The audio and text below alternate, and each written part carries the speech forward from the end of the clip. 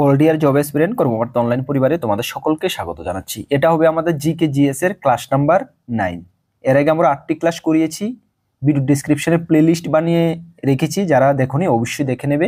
আমরা তোমাদেরকে বলেছিলাম যে 2025-এ জিআরবিটি 2 গ্রুপ সি এবং গ্রুপ ডির আগ মুহূর্ত পর্যন্ত তোমাদেরকে আমরা 100টা জিকে জিএস এর সিরিজ দেব, এবং আমরা এতটুকু কনফিডেন্স যে এই জিকে জিএস এর সিরিজগুলো যদি তোমরা কন্টিনিউ অ্যাটেন্ড করো এবং নোট করে নাও রেজিস্টারে, তাহলে জিআরবিটিতে তোমাদের জিকে জিএস এর জন্য আর চিন্তা করতে হবে না। শুধু জিআরবিটি না, upcoming forester, forest guard, Tripura police constable, sub inspector, excise sub inspector, that means upcoming যে কোনো এক্সামই আসছে না কেন, যদি তোমাদের সিলেবাসে জিকে জিএস থেকে থাকে, এই ক্লাসগুলো তোমাদেরকে 100% বেনিফিটেড হবে। 2024 সালেও আমরা একটা সিরিজ শুরু করেছি এবং আমরা গর্বিত যে আমাদের সিরিজ থেকে স্টুডেন্টরা 90%-এর উপরে কমন পেয়েছে। আশা করি তোমরাও আমাদের টার্গেট রেখেছি 100% কমন, তোমরাও একটা ভালো একটা কমন পেয়ে যাবে। সুতরাং প্রত্যেকদিন তোমরা ক্লাসগুলো অ্যাটেন্ড করবে, ঠিক আছে?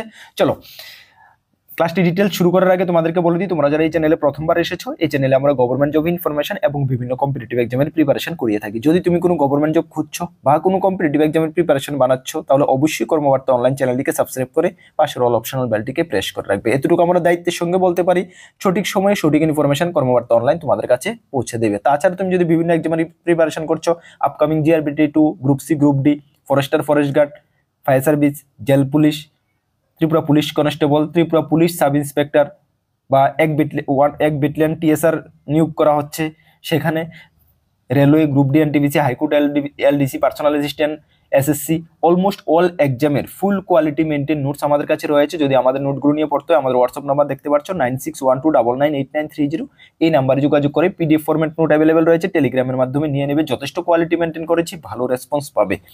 আমরা গর্বের সঙ্গে বলি সবসময় যে গত লাস্ট 6 বছর ধরে আমরা ইউটিউবের মাধ্যমে তোমাদেরকে পড়াচ্ছি, এবং আমরা আমাদের বিভিন্ন স্টুডেন্টরা ত্রিপুরা সরকারের বিভিন্ন দপ্তরে চাকরিরত অবস্থায় রয়েছে, যেটা আমাদের গর্বের বিষয়। যদি তোমাদের আশেপাশে এমন কেউ থেকে থাকে, অবশ্যই জিজ্ঞেস করে নেবে যে কর্মবার্তা অনলাইন নোটস কেমন কমন পড়ে। আশা করি 10 জনকে যদি জিজ্ঞেস করে মিনিমাম 5 থেকে 7 জন বলবেই হ্যাঁ, কর্মবার্তা অনলাইন নোটস ভালোটা কমন পড়ে। কেন? আমরা সবসময় নোটসের কোয়ালিটিকেই মেনটেন করে এসেছি এবং করছি। ঠিক আছে, চলো নিয়ে পড়তে পারো, ভালো রেসপন্স পাবে। চলো আজকের ক্লাসটা আমাদের কি ডিটেলস আমি ক্লাসে আলোচনা করতে চেষ্টা করবো যেটুকু হয়।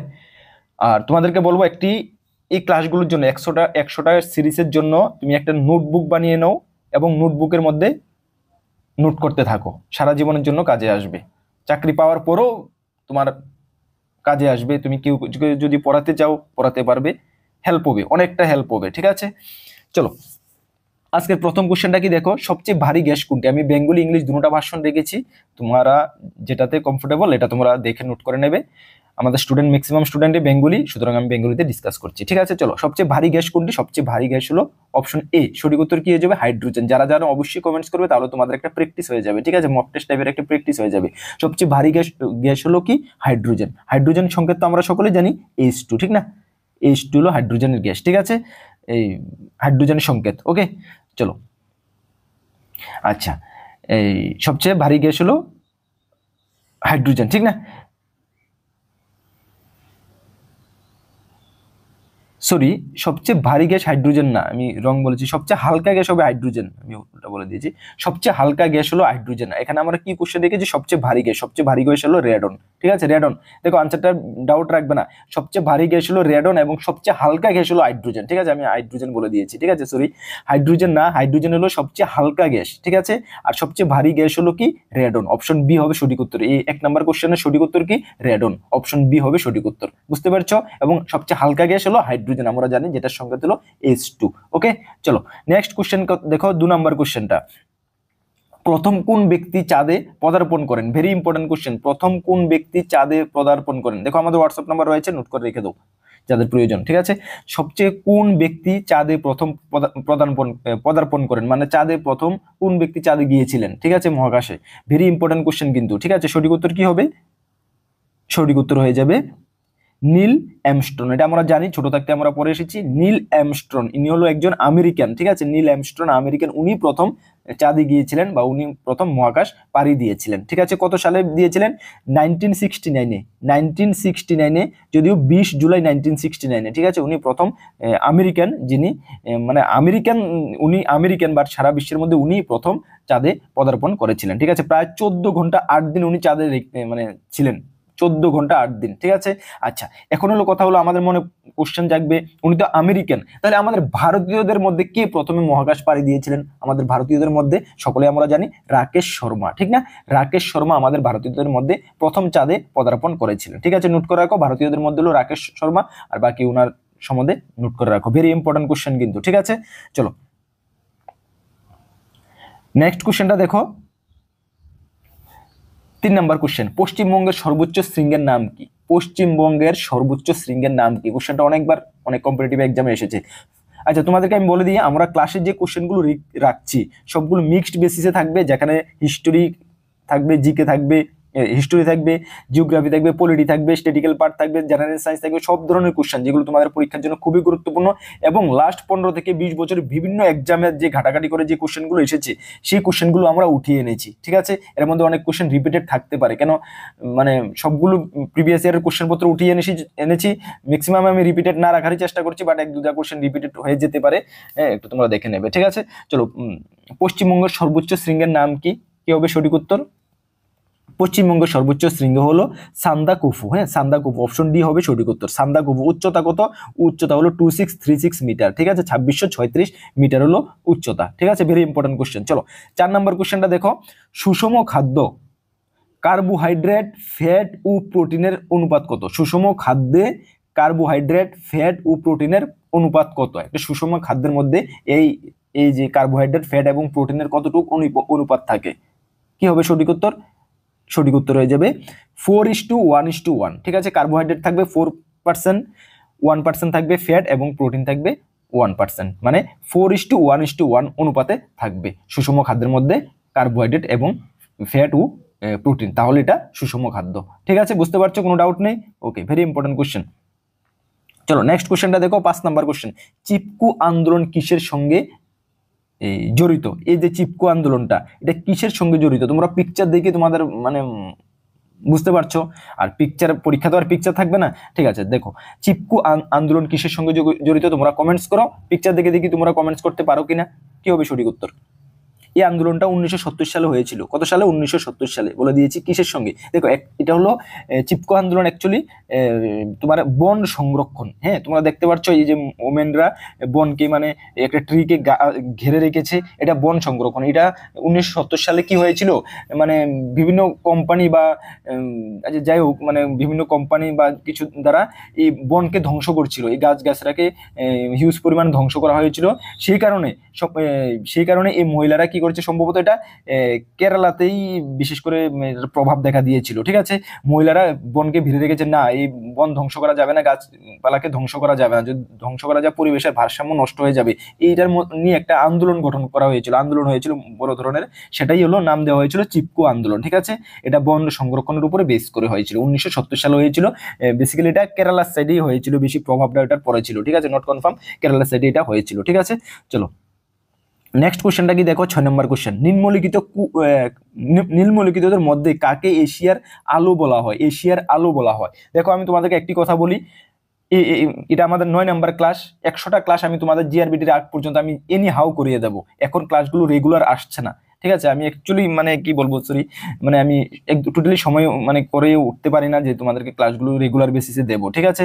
যাই হোক, তোমাদের এতটুকু আমি গ্যারান্টি দিতে পারি যে জিআরবিটির আগ পর্যন্ত তোমাদেরকে আমি 100টা ক্লাস এনি হাউ কমপ্লিট করিয়ে দেবো। প্রয়োজন পড়ে তো যদি এক্সাম মানে আচানক ডিক্লেয়ার করে যদি ভেরি ফাস্ট যদি এক্সাম ওটা হয়ে যায়, যদি একদিনে 2 থেকে 3টা ক্লাসের প্রয়োজন পড়ে, তাহলেও আমি তোমাদেরকে 100টা ক্লাস আমি কমপ্লিট করিয়ে দেবো জিআরবিটির আগ পর্যন্ত, প্রমিস, ঠিক আছে। সুতরাং তোমরা ক্লাসগুলোর জন্য একটা আলাদা রেজিস্টার বানাও, ক্লাসগুলো নোট করো।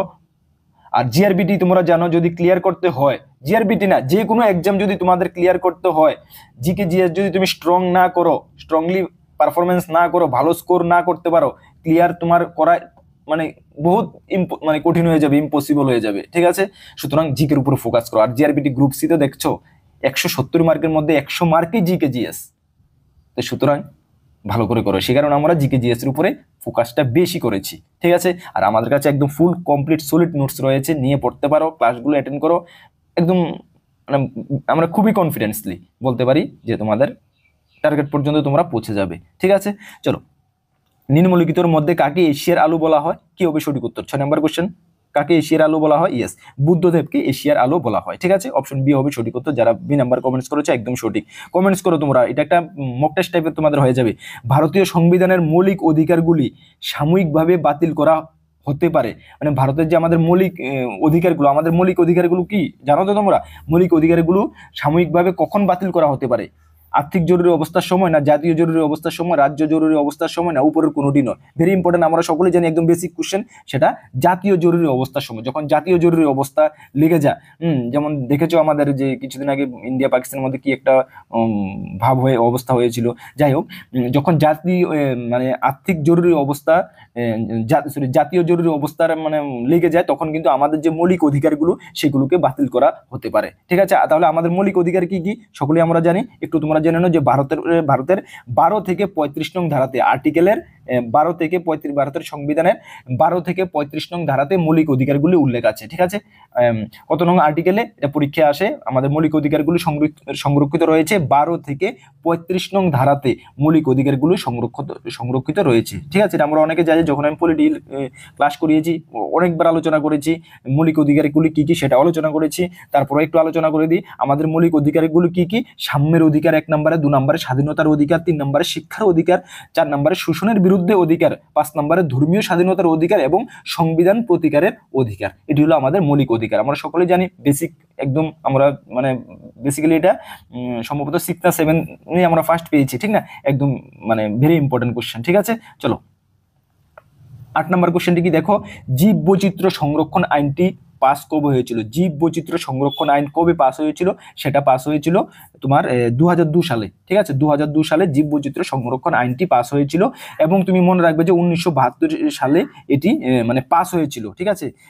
আইনটি পাস হয়েছিল অ্যাকচুয়ালি 2002 সালে, কিন্তু 1972 সালে এটা মানে না 1972 সালে এটা 2002 সালে, রাইট। আর 1972 সালে তোমাদের একটা পাস হয়েছিল যে মানে বন্যপ্রাণী, মেবি হ্যাঁ 1972 সালে বন্যপ্রাণী, যদি আমি কনফার্ম না, এটা একটু ডাউট রয়েছে, যদি তোমরা জানো বা তোমাদের কোনো মানে জানা থাকে দেখবে, 1972 সালে হলো বন্যপ্রাণী হয়েছিল, হ্যাঁ।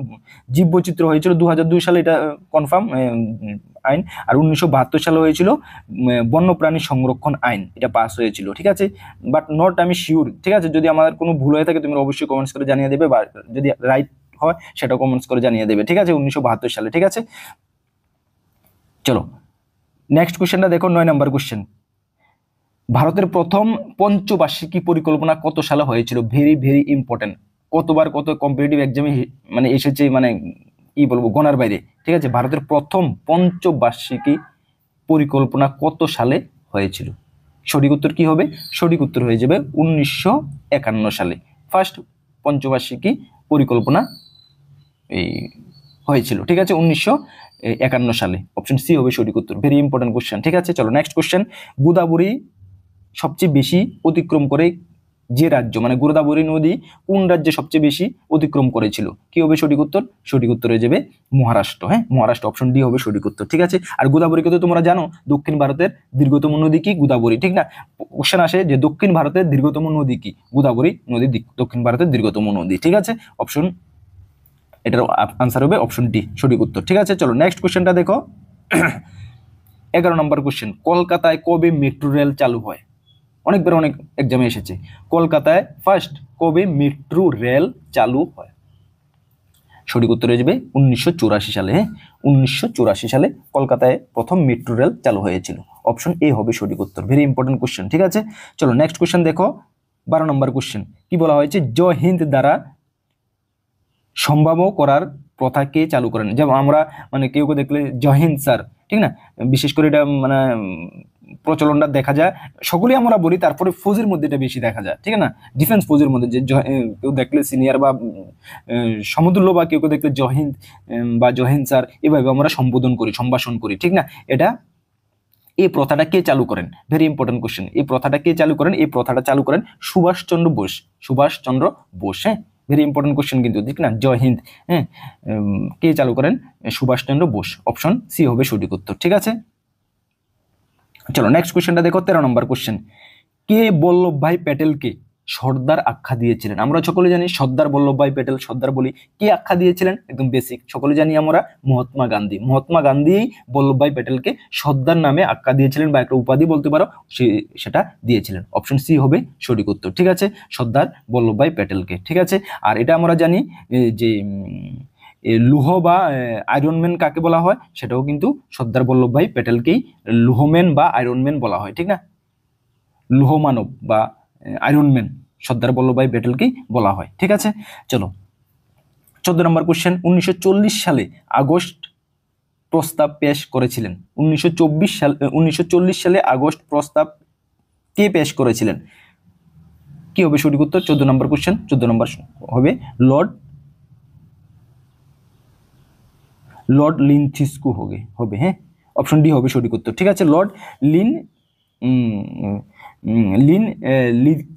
লিনলিথগো, হ্যাঁ, অপশন ডি হবে সঠিক উত্তর। 1940 সালে আগস্ট প্রস্তাব পেশ করেছিলেন, ঠিক আছে।